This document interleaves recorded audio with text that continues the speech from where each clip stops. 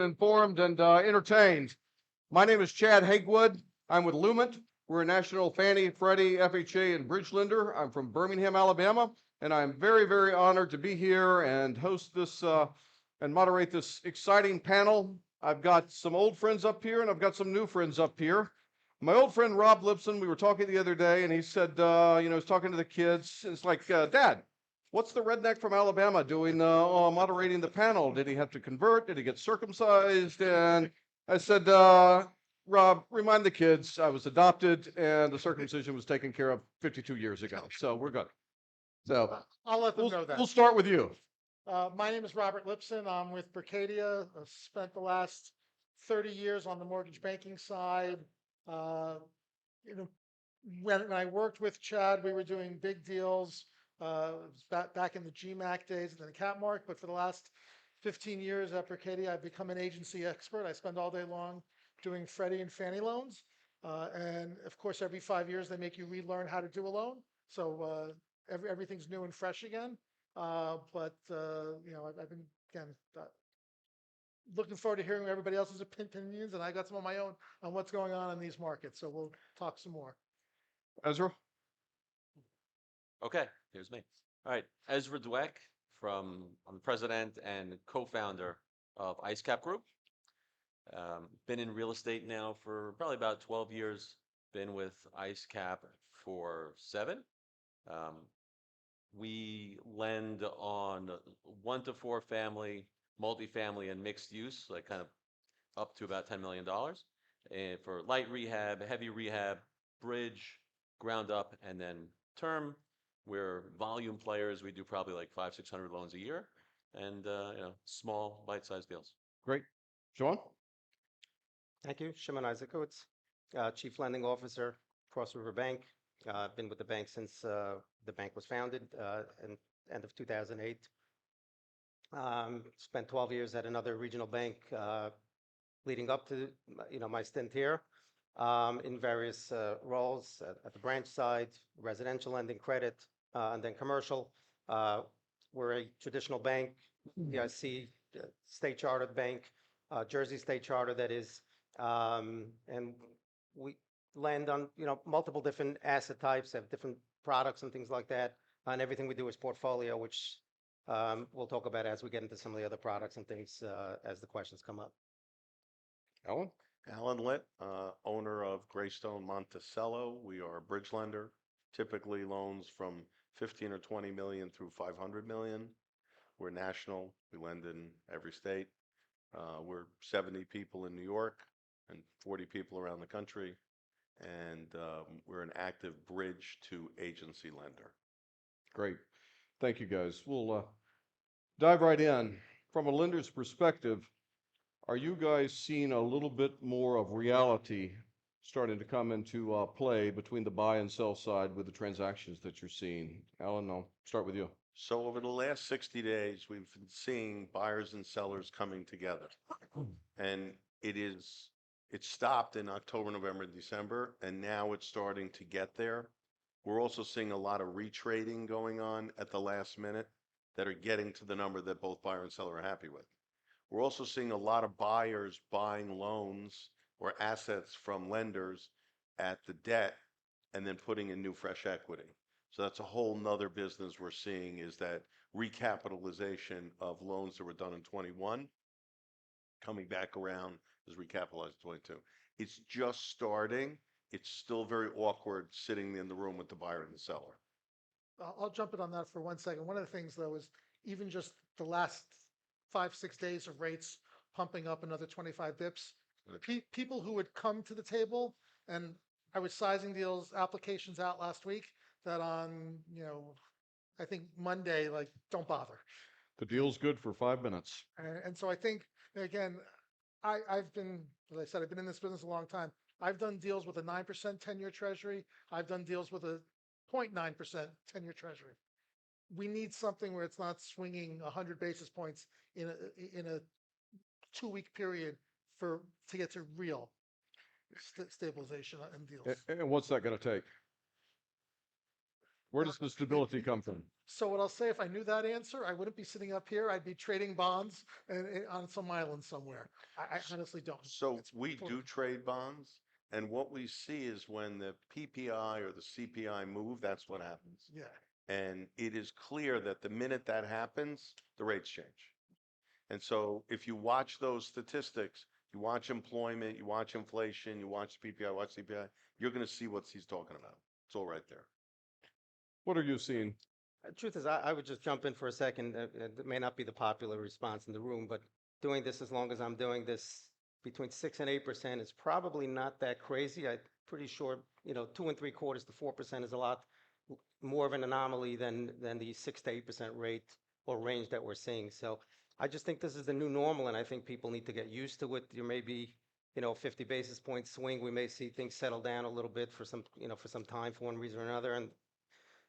But I think that this is the new normal, and I think that there's an adjustment period between buyers and sellers, between banks and borrowers, and between, and just in general expectations that folks have out there. And once things settle someplace, I think that we'll start seeing, more transactions and more of the business start flowing as people get used to it. Really hard to price your equity when you don't know what your debt is. Absolutely. Yeah. So- Go ahead, I'm sorry. So I feel like maybe it's just, you do bigger deals, I do smaller deals. I feel like the people that are the buyers and sellers in my space came to grips with this a year ago.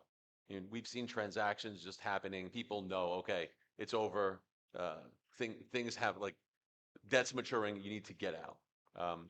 What we are seeing a lot of though also is where we had borrowers who came in, let's say pre-crisis, and loans that maybe are still good loans, but just borrowers, sponsors who are just the wind is out of their sails. They're exhausted, capital's depleted, and Yankee comes along and he brings us someone else to come in, step in as the new sponsor or partner with the sponsor and revitalize that loan and bring the deal to the finish line.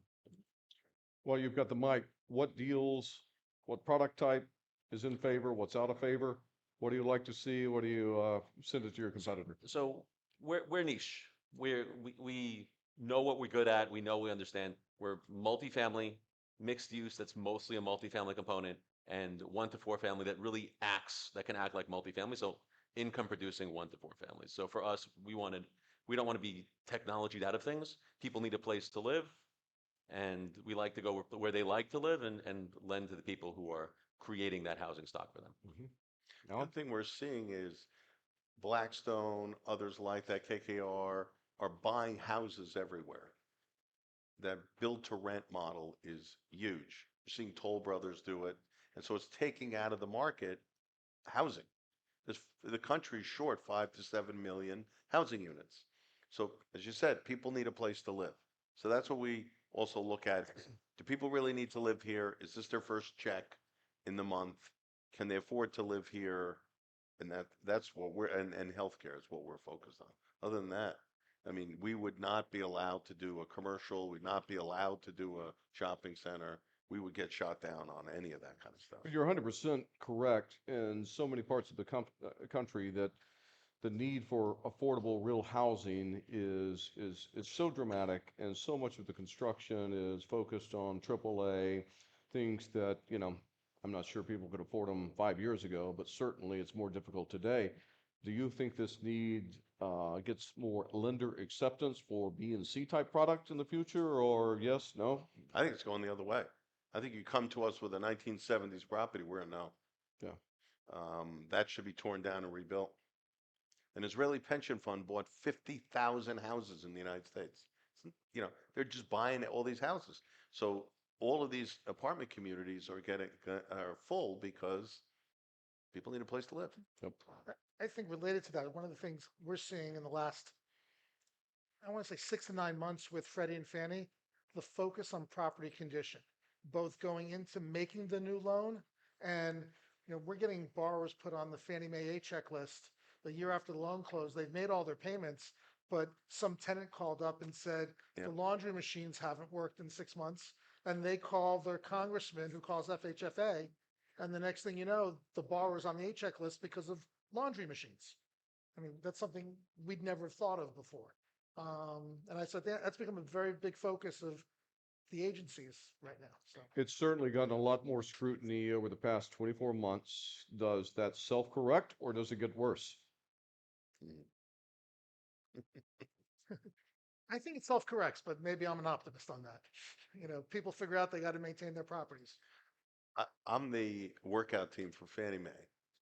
And that's all they're focused on is property condition.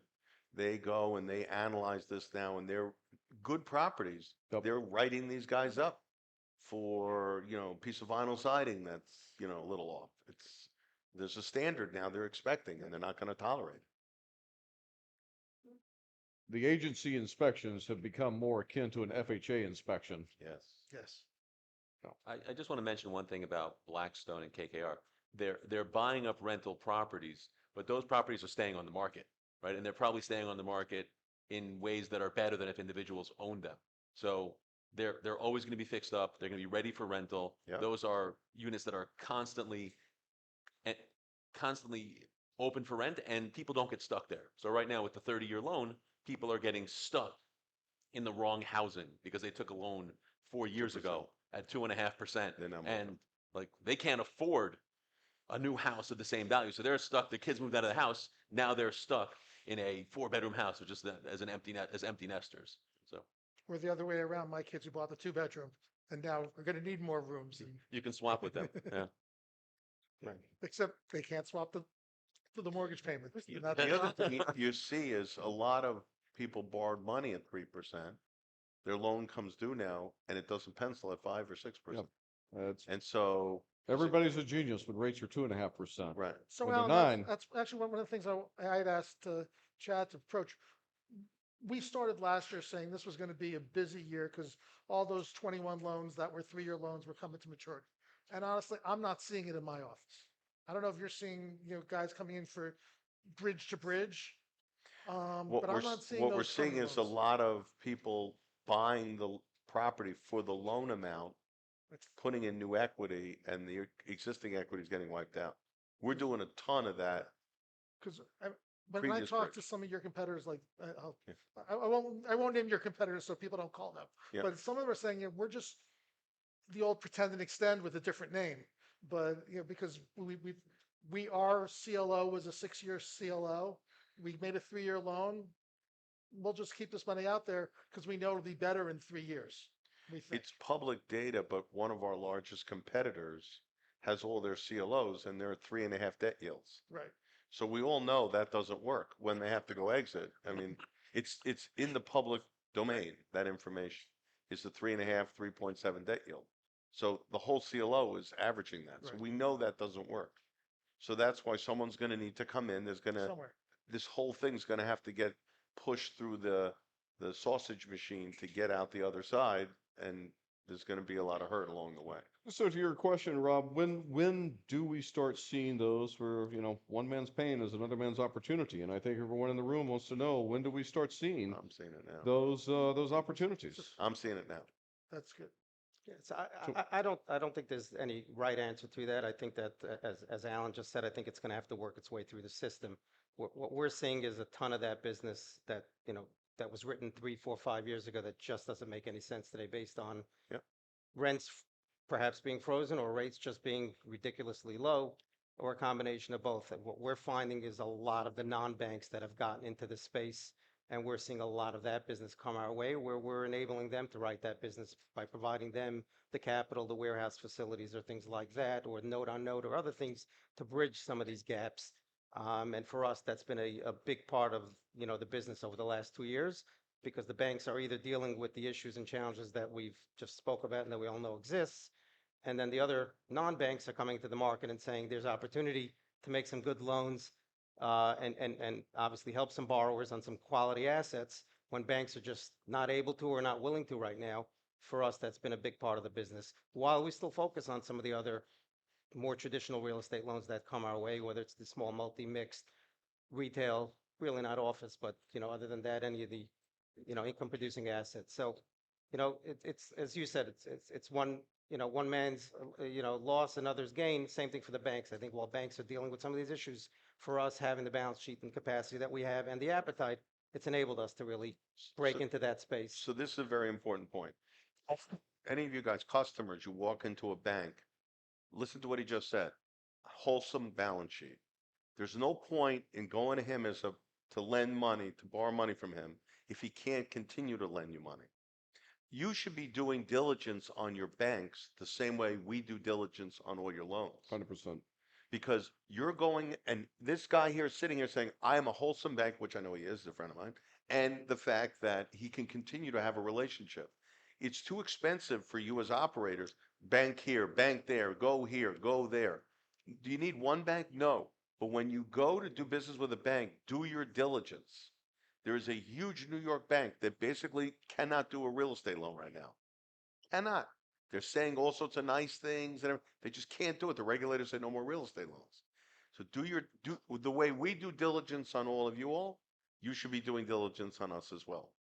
Where is your capital? What's your balance sheet look like? Who's the leadership of the bank? I think these are all things that. Where's your exposure? Good point. Yeah, where's your exposure? To add to Alan's point just for a second, once upon a time, that's how loans got done. You went into your bank, you did your loans. And obviously, over the last 20 or so years, the business has evolved. And it was often about the cheapest rate or the most dollars, and you never connected or had that real relationship. I think it's Coming back. resetting to a certain extent. It's coming back to having that relationship. The bank wants to know who they're lending to. Yeah, brokers are great and they're very important to us. We want to know the brokers and we appreciate the business. We also want to know the underlying borrower and we want them to know us. We want to be there to help them and we want them to be there when we need them. So I think that this is it's really a resetting point in the business. And we're going back because I think the fundamentals that many of us got away from are crucial for us for this to thaw out and go back to some sort of normalcy. I think this is a necessary ingredient. Well, it's interesting. I don't know what the percentage is, but I'm going to say it's probably 55% of the people now in the business that values have only done this and rates have only done that. There is a large component of the business that has not seen a downturn. And They've seen it a now. lot of people are sweating. They've seen it now. Yeah. And what do we do? What do we do? I'm just offended. I think I'm on my third downturn, so It's 4. you're just calling me old. It's all different. Let's talk about something interesting that you've done recently that was a little out of the box, something that took some creative thinking. And I think as lenders, we've got to be creative thinkers. We've got to be problem solvers, not box checkers. And some of our old tricks that perhaps we forgot. We have to re-educate ourselves on that. What's something you've done recently that was out of the box that the audience needs to hear about? I think reputationally, we were known because we were a lot smaller than a lot of our peers, and we always, we aim to punch way above our weight as a smaller bank. We always, we built a business around being entrepreneurial, creative, and trying to figure out ways to make deals work when it wasn't just a slam dunk, max dollars, low rate kind of deal. And I think this environment has helped us because of having that DNA and having that as part of our foundation. I think has enabled us to really adapt to the current market. I mean, we did a deal not too long ago. We leveraged another non-bank lender, as I said earlier, on an office asset, which is really not an asset type that we generally would lend on. This was an office asset, Class A building, and we leveraged them, and it was a fairly sizable loan. And the tenancy didn't exactly pan out exactly how the underlying borrower envisioned. And eventually the loan matured with our borrower, and our borrower couldn't afford to, pay us off, and the CMBS market isn't there to refinance it.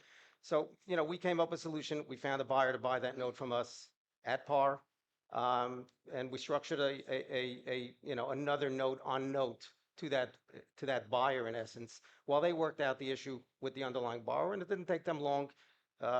Within 60 days, they came to the table, worked out a deal, and paid us off. So. Again, I think it's an example of making a deal in an environment that it's really challenging.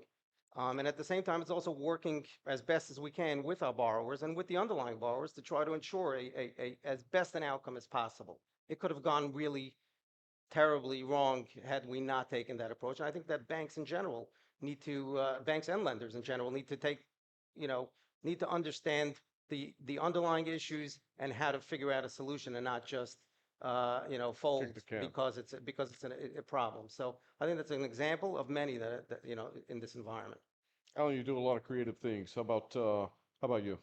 So I think the most creative thing I've done recently is yesterday I took 4 grandkids to the auto show by myself. Oh, wow. Congratulations. Go ahead. Yeah. That was insane. Okay, and they're I'm all surprised under you're the not already age at of the bar. 7. No, they're all under the age of 7. So that's the craziest thing I've That's creative of them. Yeah, it's nuts. So a lot of what we're seeing is guys have loans, gals have loans with banks, 100% recourse construction loans that they want to recycle their capital, their investors' capital, and they want to go to the next one. So we have the ability to structure loans where we could close pre-construction completing because of my background in construction or operations and construction. So we're closing at like 80, 90% complete at a little bit higher rate. And as they hit milestones, their rate automatically notches down that month. So they finish the building, they get a TCO, it goes from this to this. Hmm. Then once they get 20% lease, it goes from this to this.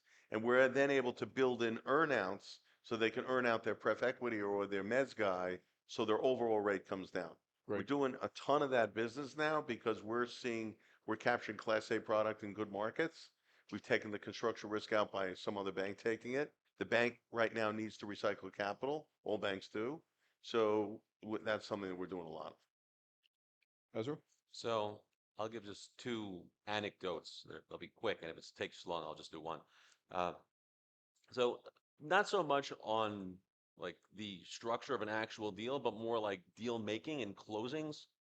We probably keep balance sheet about 50% of our loans. We sell probably about 50% of our loans. Yesterday, we were closing a loan that was a loan for sale. Borrower had a problem with the docs. It's a New York borrower, worried about a SEMA. And okay, we'll charge the docs say we're going to charge reasonable fees, legal fees, reasonable this fee, and there was a reasonableness fee associated with a lender's assignment of the SEMA, and it was a $900,000 loan. We were doing well on that loan, and my originator calls me. I need help. I need help. I said, what's wrong? He said the borrower's freaking out. He said he's nervous. We're going to charge him thousands of dollars and wants us to put in the loan docs that we're not going to charge. Here's the limit. I'm like, look, I can't do that. Let me get on the phone with the borrower. I'll talk it through with him. I'm like, look, we've done thousands of loans. It's not into play gotcha. I'm like, this is a loan we're selling. He's like, yeah, you're selling it. Who knows what's going to happen? I said, what do you think is fair? He said, if it's under $1,000, I'm fine. He says, put it at $1,000 that it won't cost more than $1,000. I said, I'm not going to do that. He said, how can I do this loan? I said, but I'm going to write you an email right now. And I'm going to tell you, this thing isn't going to cost you $1,000. And anything over $1,000, I'll cover up to X. He's like, what? I said, if they're going to screw you, they're going to screw me too. Excuse me. But I said, I'll be in it with you. He says, you're on the boat with me? Beautiful. I said, I'm on the boat with you. If we're going down, we're going together, I'll take care of it. That's a lender. And That's a deal maker. he That's said, good. let's do it. Perfect. And we closed the loan. And he said, I'm looking forward to doing lots of business together. So I think one of the things is just like being a little bit creative, not letting the little things, it was money that wasn't going to ever come out of my pocket or his, blow up a deal that was perfectly good from both of our perspectives. So I think That's that was my full time. So I'll skip the second one. Well, Rob, you've forgotten I stuff for- about this business. You've forgotten more than most people know. I forgot a lot of the creative stuff. I will admit that, but we did do one deal just showcases the Barkadia breadth. It was almost 2 years ago. It was maybe longer. There was a deal up in Ithaca where our client was building affordable housing, and we were doing the LIHTC deal for him through our affordable housing group. And I don't know enough about that to talk about it, but we have a team that does that.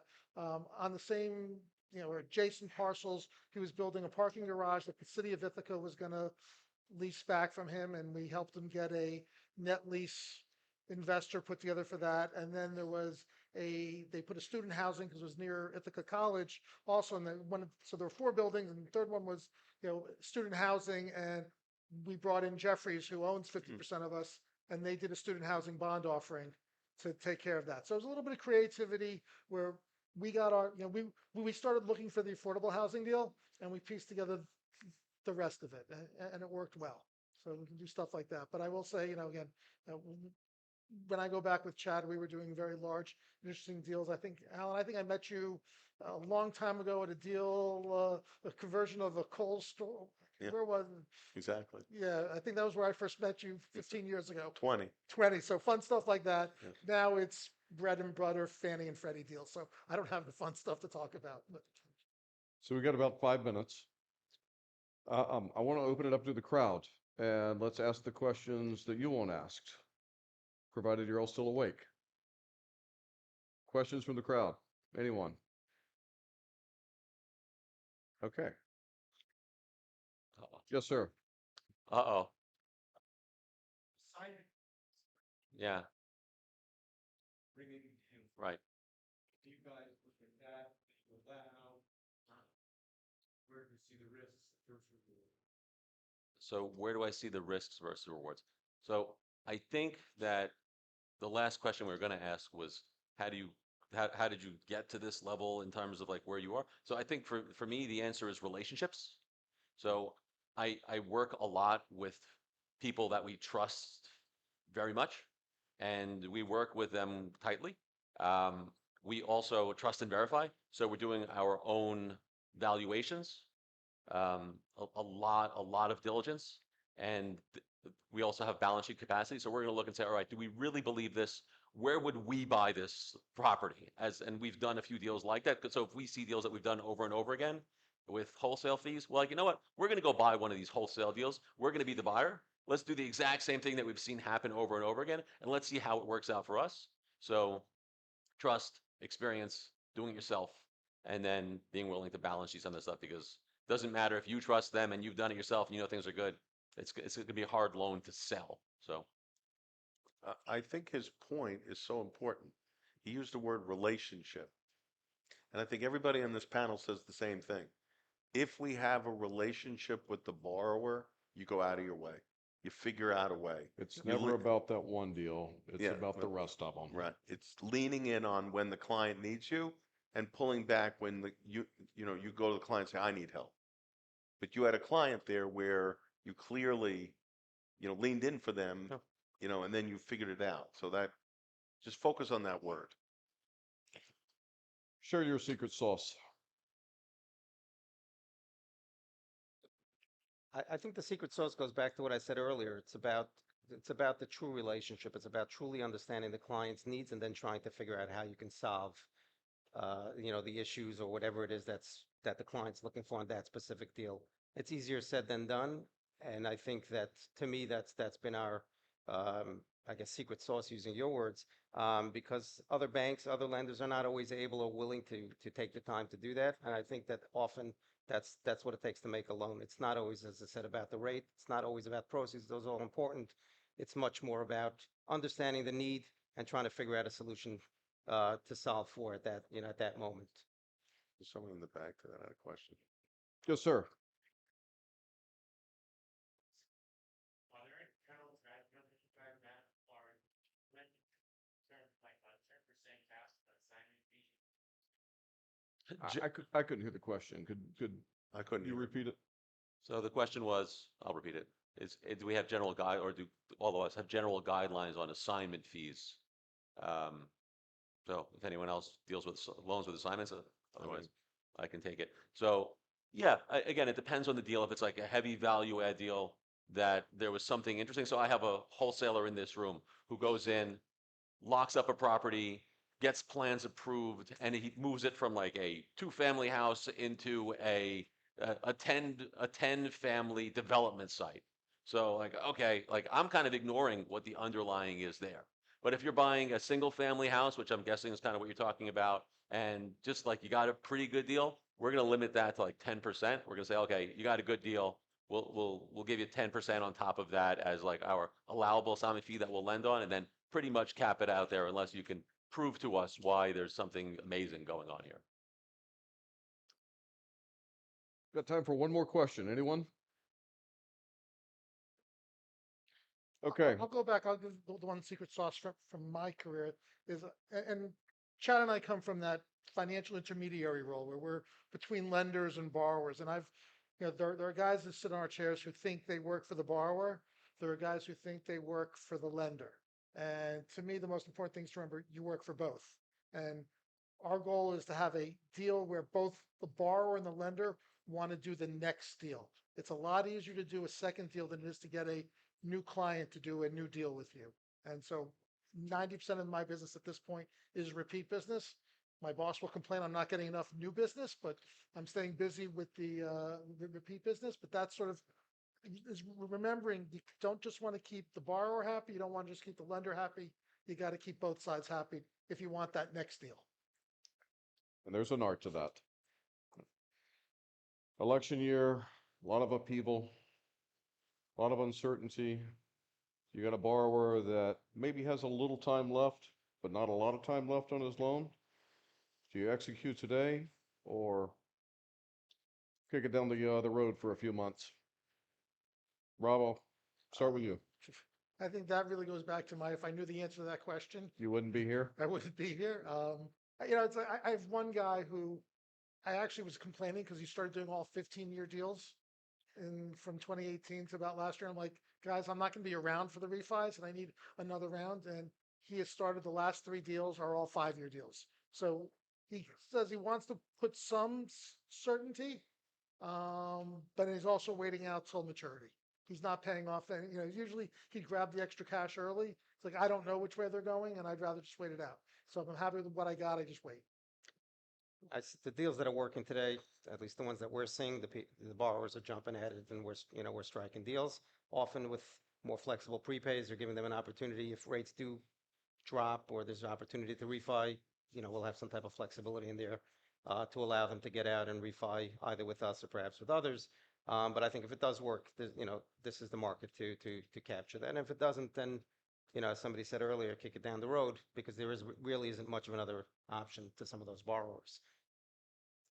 Ezra? So by execute, you don't mean kill the borrower, right? That's Not unless you just really don't like the guy.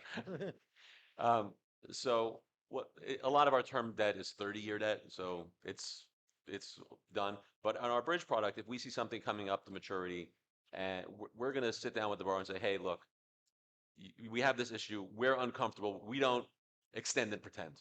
That's not what we do. So we're going to need to sit down in advance and figure out something else where we're going to be in a stronger position than we were before this extension. You might need an extension. We get it.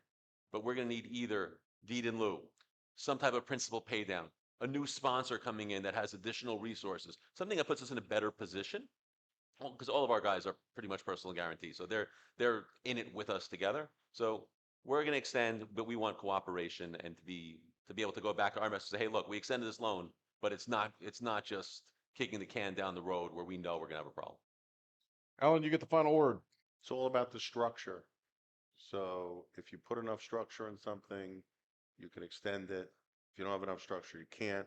We started in November working on loans that are coming due in June. So we've had a lot, like our colleagues have a lot of conversations, working things through, coming up with new structure, and making sure that everybody feels comfortable. And Like if the not, panel before us, start the conversation early. way early. I am getting that signal.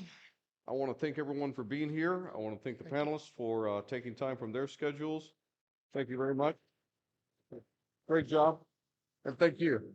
Enjoy the rest of the conference.